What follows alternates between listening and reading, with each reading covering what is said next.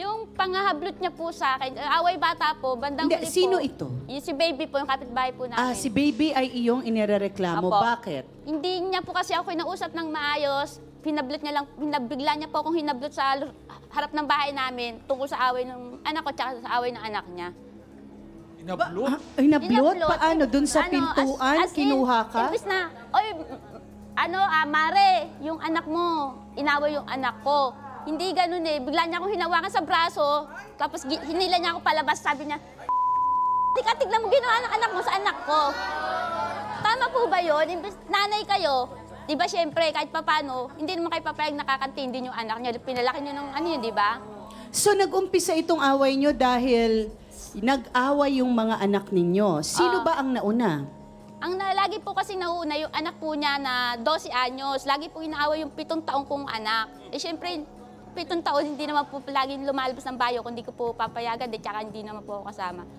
Lagi pong inaaway, lagi po niyang, kundi itulak. Nung nakaraan nga po, nung bago magpasko, binaril po ng pellet sa likod. Pellet? Umiiyak yung anak ko, nanay, sabi nga, 7 taon, pagtalikod, sabi ko, ano yan? Sabi nung isang kapitbahay namin, binaril siya nung ni Eseng ng pellet sa likod. Sabi ko, Diyos ko, ano ba pellet? ito? Okay, so Pellet gun? sinasaktan Oo. yung anak mo madalas, so parang binubuli siya nitong 12 years old. Oo. Ngayon, ano naman ang dahilan at ikaw naman yung sinugod? Ba't ano nangyari? Yun nga po, hindi ko alam. Basta nung anak ko na nakapanakit sa anak niya, gano'n na ginawa ko na yung pinuntahan niya sa bahay na imbis na, uy, Mare, yung anak mo, ganito. Kasi ako, gano'n naman ginagawa ko sa kanya, uy, Mare, yung anak mo, inaway yung anak ko. Siya hindi.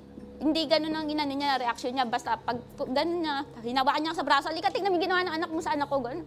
Ano daw ang ginawa ng anak mo sa anak niya ngayon? Yung ginawa ng anak ko, pinukpok ng kawayan sa ulo. Yun, 7 taon eh, siyempre. Bakit? At masasabi mo ba na nabwisit na yung 7 taong parang napuno na yung gulang anak anak ko. mo? Na, lagi na lang ako, kahit wala naman akong ginagawa, lagi ako inaawa. Yun. Okay, so ano naman sinabi sa'yo ni Baby nung nagkausap ba kayo?